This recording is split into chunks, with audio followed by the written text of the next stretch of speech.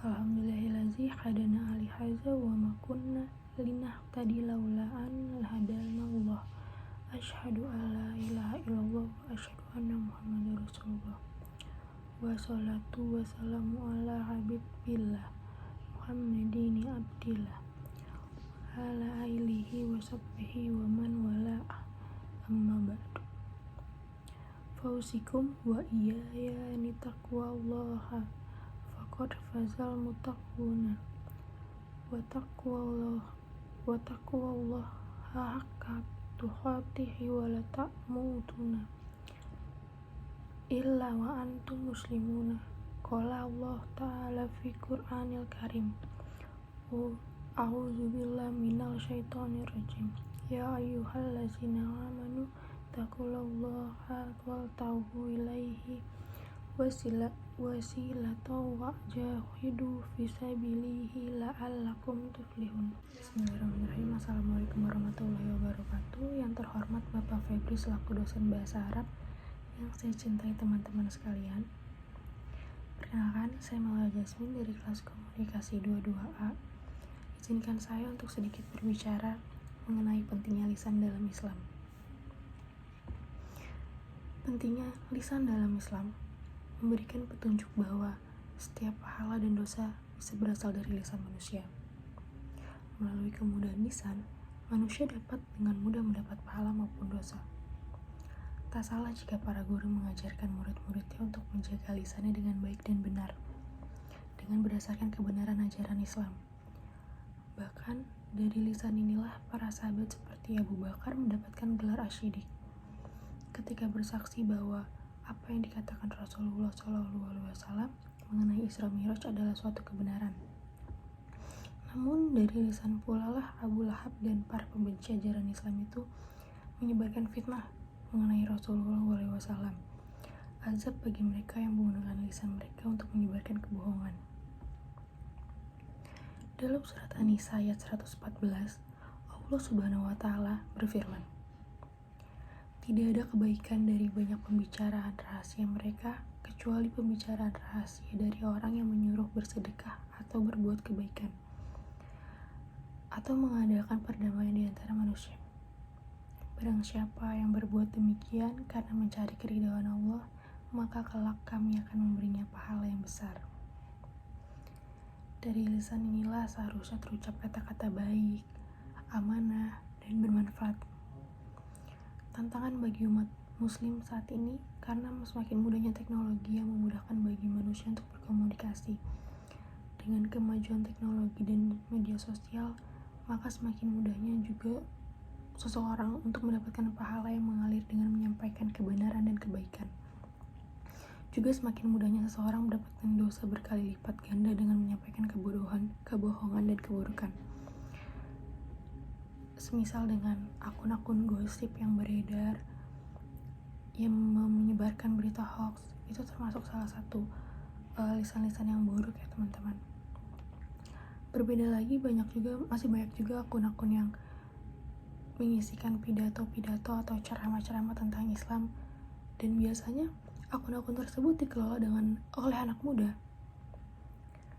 Semoga umat muslim menyadari bahwa lisan merupakan harta yang paling berharga dan dapat juga menjadi senjata yang mematikan bagi orang lain dan diri sendiri. Karena tidak bisa dipungkiri jika kita berbicara kasar atau mencela atau gibah, hal tersebut dapat menyakiti perasaan orang lain, bukan?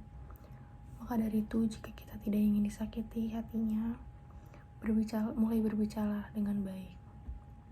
Kadang juga kita sendiri sering lalai menggunakan lisan kita untuk hal-hal yang tidak baik seperti gibah, mencela, mengolok-olok. Padahal kita sendiri tabu hal tersebut dapat menyakiti orang lain. Karena tidak bisa dipungkiri juga teman-teman, di zaman sekarang ini mencela, berkata kasar sudah menjadi hal yang tabu sering dilontarkan. Maka dari itu, kita sebagai generasi muda penerus bangsa sudah seharusnya untuk saling mengingatkan dan sebisa mungkin untuk membiasakan berkata-kata yang baik. Jika bisa dibilang, ajaran-ajaran seperti ini seharusnya bisa dibiasakan dari kecil di lingkungan keluarga.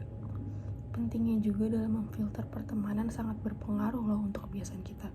Contoh, jika kita sering bergaul dengan kelompok yang hobi ngomongin orang, mengusik urusan orang, maka secara tidak sadar kita akan terbiasa juga nih melakukan hal tersebut.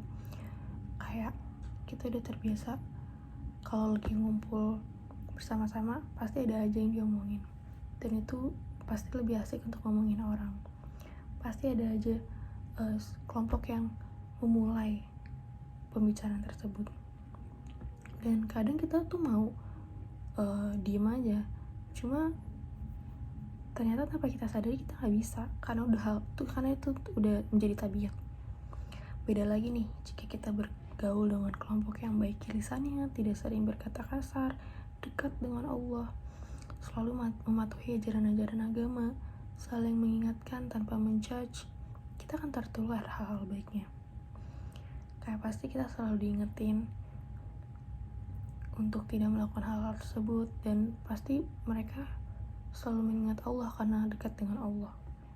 Namun, bukan berarti kita memusuhi kelompok yang negatif tersebut ya teman-teman. Ada baiknya jika kita memporsikan dalam pertemanan.